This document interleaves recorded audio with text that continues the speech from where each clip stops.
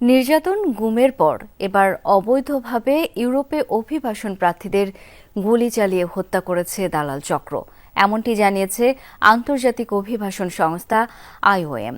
সম্প্রতি লিবিয়ায় শনাক্ত করা হয় দুটি গণকবর, যেখান থেকে উদ্ধার করা হয়েছে ৭০টি দেহাবশেষ। স্থানীয় প্রশাসন এবং IOM বলছে সেসব মরদেহে মিলেছে গুলির চিহ্ন। ধারণা, মুক্তিপণের অর্থ না পেয়ে অথবা ইউরোপে পাঠাতে ব্যর্থ হওয়ায় এই হত্যাকাণ্ড।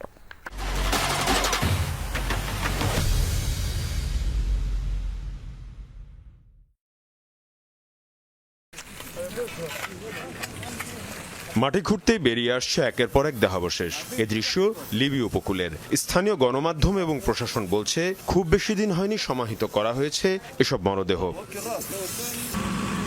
সম্প্রতি লিবিয়ার জিখারা এবং কুফরা এলাকায় এসব গণকবরের সন্ধান মেলে। এসব গণকবর থেকে মিলেছে কমপক্ষে ৭০টি দেহাবশেষ। ময়নাতদন্তের পর প্রশাসন এবং আন্তর্জাতিক অভিবাসন সংস্থা IOM জানায় এসব মরদেহ অভিবাসন প্রার্থীদের, যারা আফ্রিকার বিভিন্ন দেশ থেকে লিবিয়া উপকূল হয়ে ইউরোপে যাচ্ছিলেন। পূর্ব এবং পশ্চিম আফ্রিকা থেকেই সবচেয়ে বেশি অভিবাসন প্রত্যাশী আসছে লিবিয়ায়। মানব পাচারকারীদের মাধ্যমে তাদের নেওয়া হচ্ছিল ইউরোপের বিভিন্ন দেশে। IOM বলছে গুলি করে হত্যা করা হয়েছে তাদের। নির্যাতন গুমের পর এবার অবৈধ অভিবাসন প্রার্থীদের গুলি ছুড়ে হত্যা করছে দালাল চক্র। পরিবার দাবিকৃত অর্থ দিতে না পারায় কিংবা লিবিয়া থেকে ইউরোপে পাঠাতে ব্যর্থ হওয়ায় তাদের এভাবে হত্যা করা হচ্ছে।